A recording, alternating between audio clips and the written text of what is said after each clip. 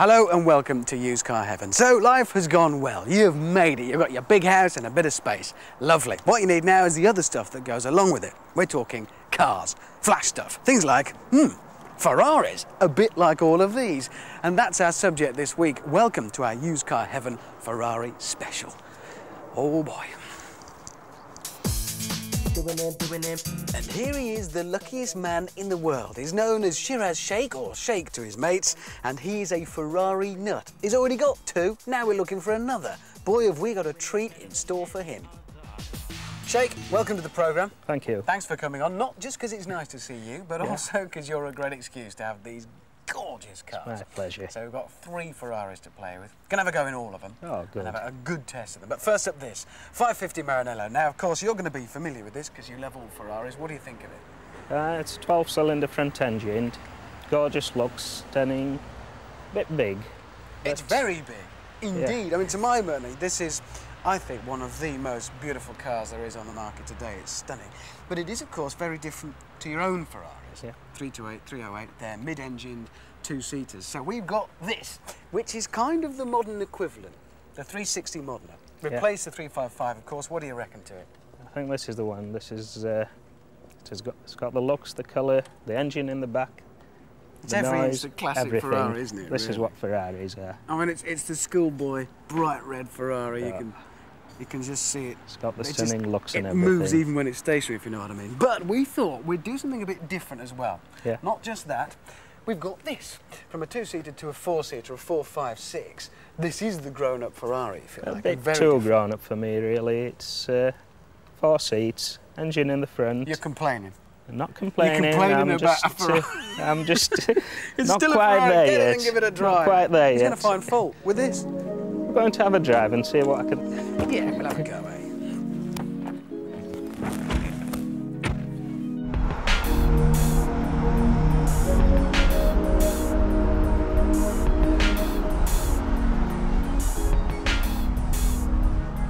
So, first up, Sheikh, the 456, generally, is this the first time you've driven one of these? Because you've driven a few Ferraris in your time. Yeah, it's the first time I've driven a 4-seater Ferrari. Yeah. And the first time for a 456 as well. Okay. So, initial thoughts, what do you think as you come to drive it? It's quite big and roomy. I'm surprised, because I mean, mine's just 2-seat and that's it, there's nothing else, but there seemed to be a lot of room.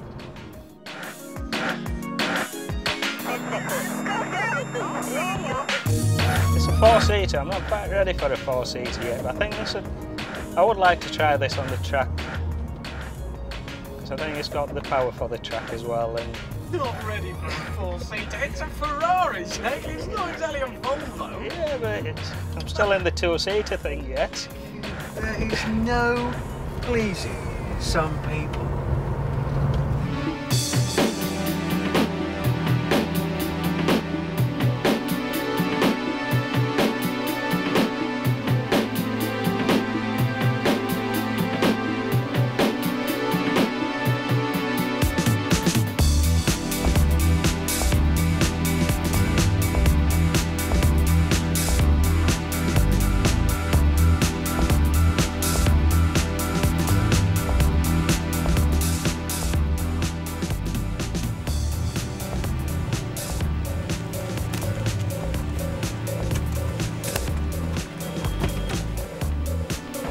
Tough life. Whew. Well, there we go, Sheikh. The first Ferrari, the first of 3, the 456, magnificent thing. What do you think? Quite impressed. I think I could live with it. Yeah, you could cope, slum it. 12 cylinders. Now, the whole 4-seat thing, you're not too sure of. I'm not convinced with a 4-seat. I think 2-seat. I'm still in the 2-seat But league. you've got to think about this. It's a Ferrari with all that entails, and you can take your mates in it. Yeah, I think it's a 2-seater, really. It's Ferrari's a 2-seater. Well, we'll keep working on you. We've got 2 more for you to have a go at. We're still going to drive a 360 and a 550. Yeah. Not bad. But first of all, here's the car doctor.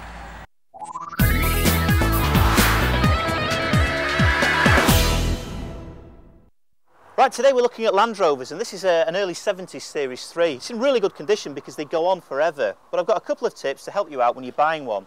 Now then, in the early 70s, this model came out, and this is about a 72, and this is what's called a Series 3.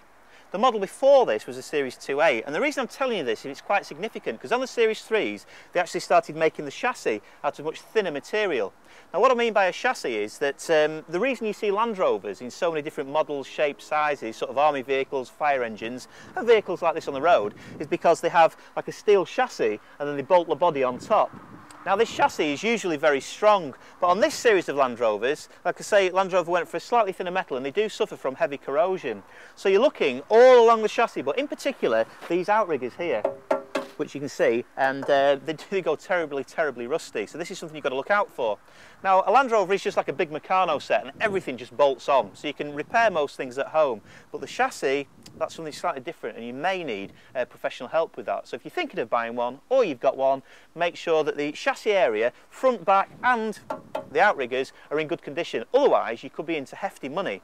Or another tip could be to either buy a slightly earlier Land Rover with a thicker chassis or a later one, a late 80s when they went onto the 110 series or the 90s, which are slightly more modern, and again they went onto galvanised chassis which should in theory last forever. So that's my tip of the week. Thank you, Simon, and there'll be more from the Car Doctor next week on Used Car Heaven. Right now, though, it's time for Shake and I to sample the second in our trio of fabulous Ferraris with a 550 Maranello.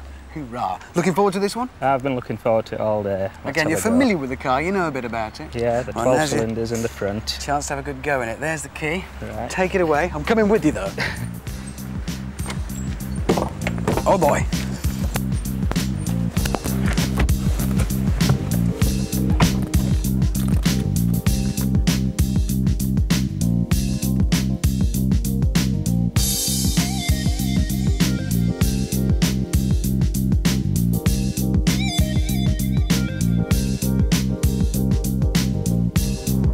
So it is very much the sort of traditional long bonnet. That's the one. And how are you finding the driving experience? This is more thrilling.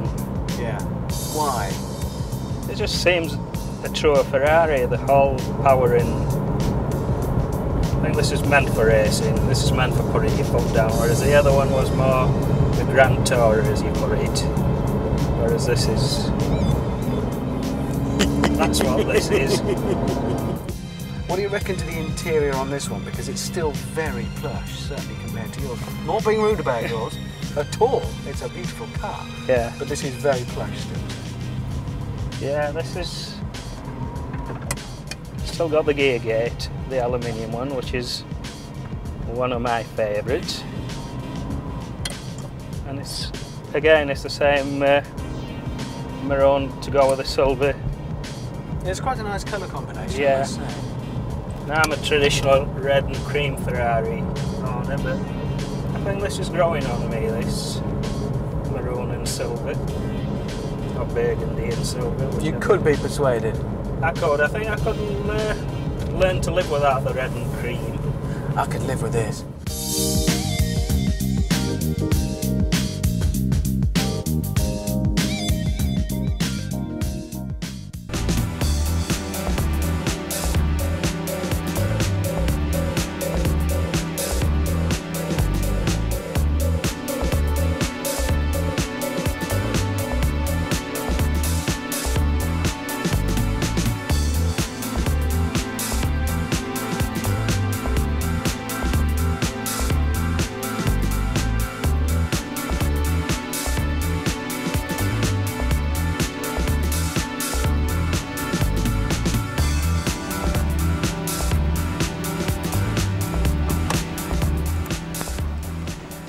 Well, there it is. One very big, very expensive Ferrari 550 Maranello. What do you think? This one I'm very impressed with. I think I could use this every day. I'd like to take it on the track. You could cope with this, couldn't you, under just about all circumstances? I think it could be fun on the track as well as the road. I mean, jack of all trades isn't something you say about a Ferrari, but do you know what I mean? It can do most jobs. It is indeed a stunning thing. Well, we're not done yet because we've still got the 360 to go on, and that's closer to your Ferrari than any other. So we'll have a go at that, but we'll be doing that after the break, so see you in a few minutes.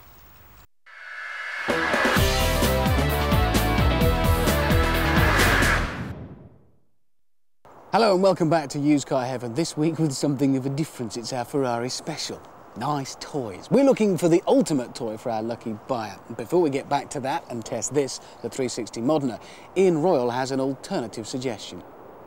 Now, 5 years ago, what alternatives were there to buying a Ferrari?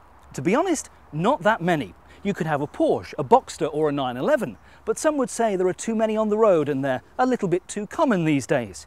You could have an Aston Martin DB7, but problems with reliability and the raid of the parts bin from Mazda and Ford didn't help that. So what else could you consider? Well, how about going back to Italy? A car that is built in Italy, that has passion, flair and style that only the Italians could produce, and a car that ultimately is under the ownership of Ferrari, the Maserati 4200 Coupe. There's no getting away from the fact that the Maserati is gorgeous, styled by Giugiaro of Ital Design instead of Pininfarina, who handle the Ferrari side of the business. Put the 4200 GT next to a 911 and its beauty stands out even more. A few other minor tweaks were made to the front of the car, but the most important change is under the bonnet. Now a 4.2 normally aspirated V8 instead of a 3.2 turbo unit, plus you get 20 brake horsepower. Maserati say that the 4200 GT Coupe is essentially an all-new car, while still retaining the same shape as the 3200. That is, apart from back here, at the rear. On the 3200 model, there was a gorgeous boomerang light shape, which ran right the way around there. It was gorgeous, there's no other words for it. But as you can see on this new model, they've ditched it in favour of a conventional light cluster. And that is, we're told, because the American market didn't like the previous lights. So they've taken notice of that. Sacrilege or what? The other big change is the gearbox. Because now you get an F1 paddle shift change. However, on the Maserati they call it a cambio corsa, but it's not just a question of jumping in this car, starting up the engine and driving off, because there's a bit of a procedure to go through to get yourself into first gear. First of all, using this lever on the centre console, you engage reverse gear, which shows up on the display. Then use the up paddle to get yourself into first gear, and then you can drive off. It sounds a bit complicated, but once you get used to it, it's quite simple really. It doesn't take long once you're behind the wheel of the 4200 to realise what a superb job Maserati have done with this latest car. The V8 engine noise is intoxicating. It sounds fantastic. Remember, you've got 390 brake horsepower. It is, of course, rear-wheel drive. It's got traction control, but to be honest, it needs to be on because this car could get a little tail happy if you pushed it hard with the traction control off. So I'm going to leave it well alone. You soon get to realise as well that the F1 change, or the cambio corsa gear change as they call it in the Maserati, is very quick and easy to learn. You need to slightly back off the accelerator when you want to change up, otherwise you get jerky changes. I've seen footage of Michael Schumacher in cars like this with F1 paddle changes, and even he starts to lurch forward from time to time, but oh, it just sounds wonderful. It's a car that puts a big smile on your face. It used to be a bit of a running joke that Italian cars were poorly built and terrible inside, but thankfully those days are long gone. And it shows inside this Maserati. The interior is gorgeous. I love the clock in the centre. It's all leather, including the console. You don't find that very often on cars these days.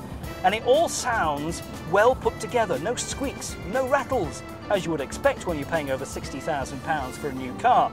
The steering is sharp and very, very responsive. It's a great handling car.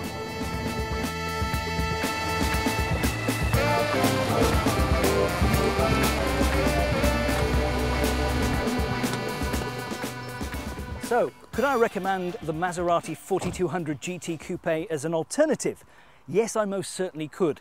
It's very different from a Porsche 911 or an Aston Martin DB7. It's a car that puts a big smile on your face, which will worry my wife when I get home tonight. She'll be thinking I'm changing cars already.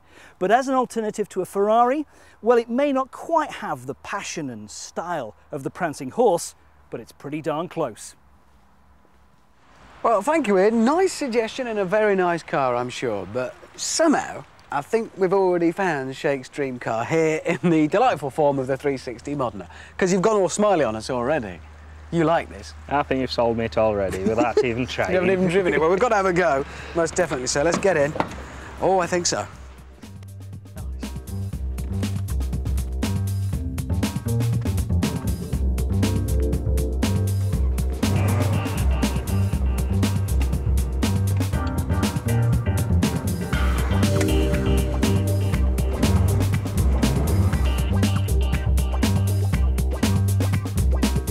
Nice.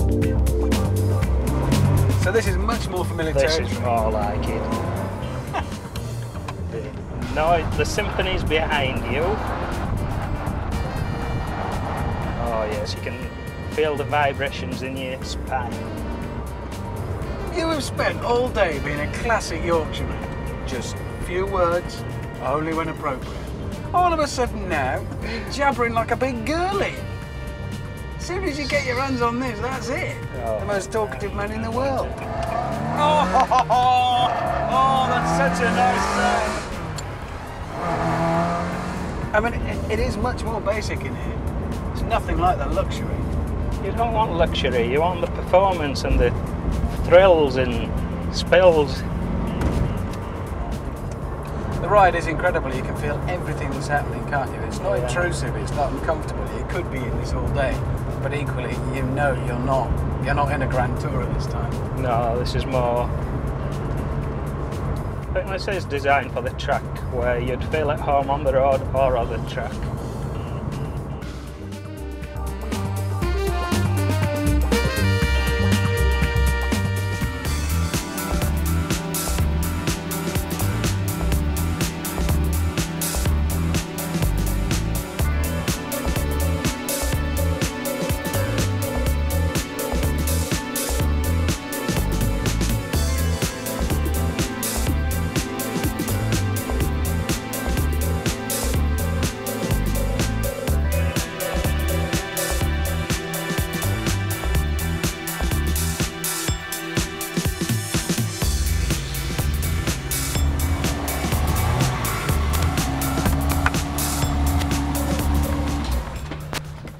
So then, can we by any chance assume that you quite like that? I think you've convinced on this one. I want this It's one. not at all bad, is it? Well, look, I don't want to force your decision yet, because you've still got to mull it over, and you did quite like the 550. Yeah. And remember, it's that bit more sophisticated, so maybe for longer journeys. Who knows? While you make your mind up, and it's a terrible decision to have to make, you poor, poor man. Brad is at the trading post, and he's continuing our Ferrari theme with a rather gorgeous example.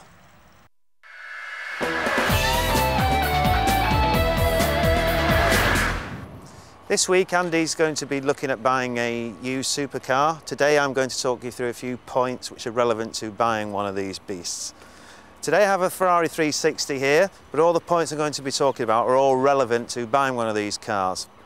First of all, when you're buying a supercar, what you will find is that most of the time the front is what we call peppered. There's lots of stone chips, been used on a track, it's been driven fastly.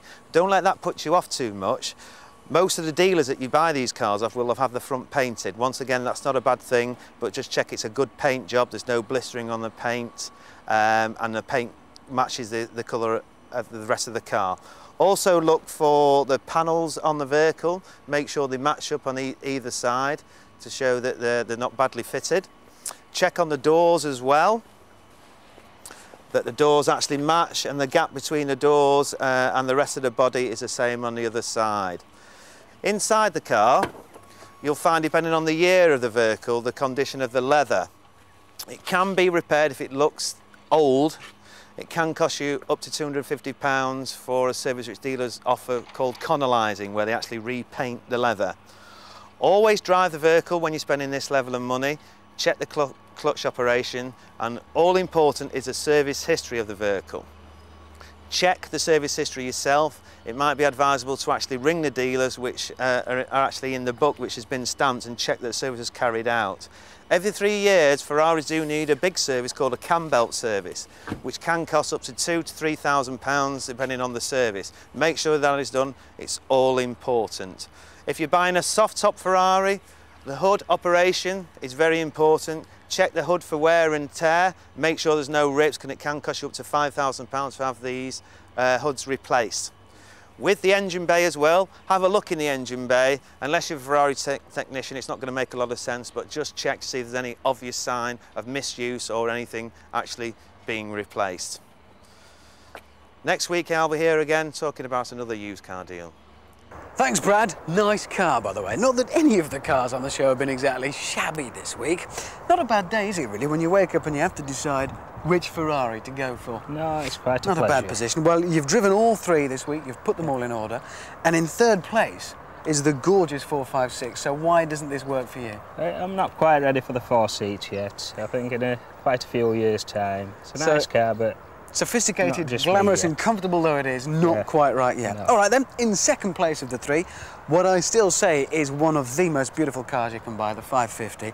Still not right for you, why? The engine's in the front, I prefer it in the back.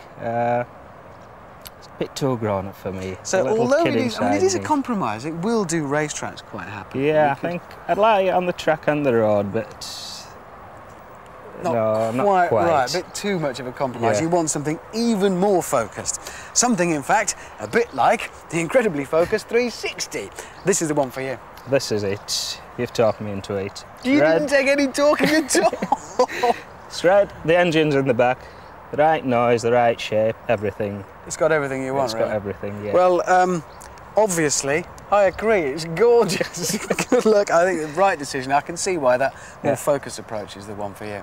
Yeah. Well, you're a fortunate man, whichever way you look at it, and thanks for coming on the programme this week. Thank you. It's been a pleasure having you. That is it for this week, our Ferrari special. Can't promise you Ferraris next week, but there will be loads of useful information for you on Used Car Heaven.